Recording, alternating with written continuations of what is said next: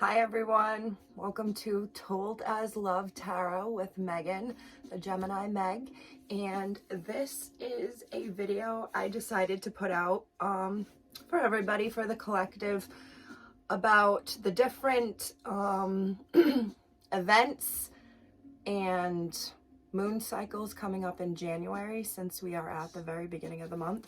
And this is my very first YouTube channel and my third day doing this, so I just had in my mind that showing everybody the dry erase board calendar that I fill out monthly. Now, I don't normally go into this much detail on it because I do put in like work and personal stuff as well, but I will note on the calendar if there's a planet coming into retrograde, in or out of retrograde, when the moon cycle, like where it's at, full or new moon. I'll even put like little directions for myself to remember. Like when the full moon is building up, you're supposed to be manifesting during that time. So whatever you're building or wanting to create or have come into your life, your intentions and purpose is building up to the full moon should be to manifest those things. That's a little note that I have in here as well. I'll probably do this at the beginning of every month. Now, I'm not going to turn into Miss B and start going through it all, but key events to note this month as we're in Capricorn season. Capricorn, which is a hardworking sign, focused on work and making that coin, and can be kind of hard to everyone else in the process. Capricorn season comes to an end on, what is it, the 19th? We go into Aquarius season, which is a air sign. We're currently in an earth sign, which is why we're focused on money and hustling and making up for all the money and partying we did in Sagittarius season. Venus comes out of retrograde this month, and Mercury goes into retrograde this month. Those are big things.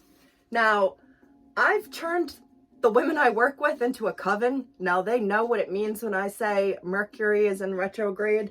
They know to prepare for snafus at work and communication issues and seeing people that you haven't seen or thought of in a very long time.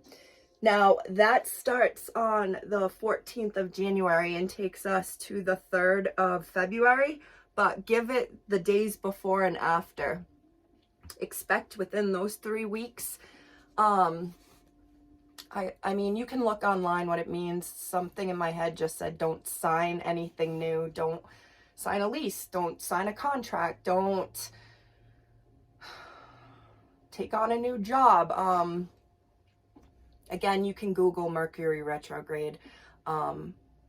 Venus, which has been in retrograde for most, actually it went into retrograde on December 19th, comes out of retrograde on the 29th.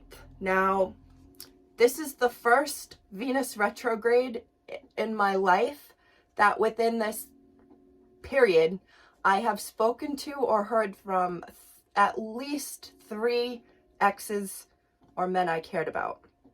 Mind-blowing. All within that period. I actually take note of these little things because I then can use it as, I don't want to say proof or evidence, but just supports that these things are real and tangible, especially if you follow them. I know, for instance, that during this time of Venus retrograde, I've been doing a very introspective and reflective look at my self-love, giving too much love rather than focusing on myself.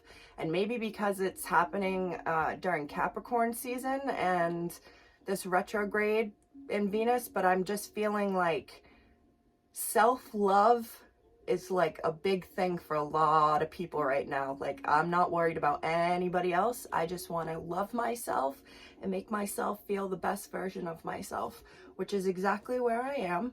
And I feel like by mid-month, when we're going into Aquarius season and starting Mercury retrograde, we might find ourselves having to look back at old thought patterns, maybe thought patterns that affected our love life, communication, especially communication that may have affected our love life. So, and that's just me putting together Capricorn, Aquarius, Venus,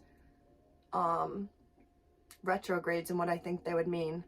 Full moon and new moon, as I was mentioning, full moon, you're manifesting as you build up to it. That happens on Martin Luther King Day on the 17th. It's a wolf moon, I found out, in Capricorn, which lone wolf had come to my mind. And I think that's kind of going along with what I was just saying about like self-love and not working on that coin and self-love and like showing yourself that you can be the lone wolf. You don't need a pack.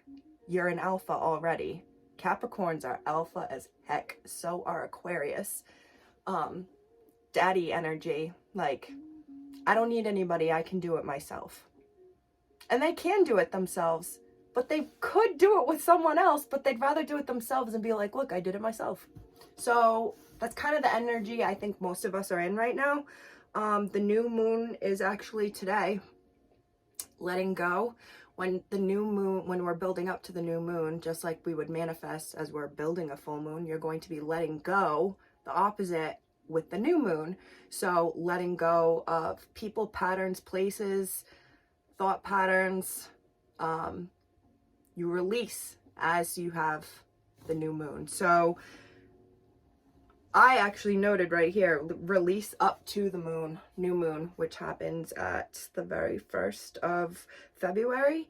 I wrote rabbit on there because that is just a family superstition to say rabbit on the 1st of the month. And that's something else I've taught people as well. I could wake up I woke up on New Year's night. Oh yeah, it's the 1st. Rabbit. I hope it brings good luck to someone else out there. It's kind of worth, I think, noting full moon, at least full moon and new moon on your calendar, because you'll start noticing at least a couple things that coincide with it. Like, is your boss being like outrageously sensitive all of a sudden? And it just so happens that the full moon is tomorrow. I don't know, that just came to my mind. It's just worth noting, so when something does happen that may be out of the ordinary, or where you normally would have been like, what the is going on? Then you become all into it like me, and you're like, well, I could tell you that your Zoom isn't working and you're having to use the audio on your phone to call in for your meetings because Mercury just went into retrograde yesterday, and that affects communication. So it's going to be a little wiry and weird for a few weeks, but it will get better. And that has become me. So if you watched all of this, thank you so much. Thank you so much for checking out my channel. Find me on TikTok if you want to learn even more stuff about tarot and all the information I've learned and gathered over the years, just sharing out there with others. Thank you. Now I'm going to start the earth sign readings with my wild earthy hair. Thank you.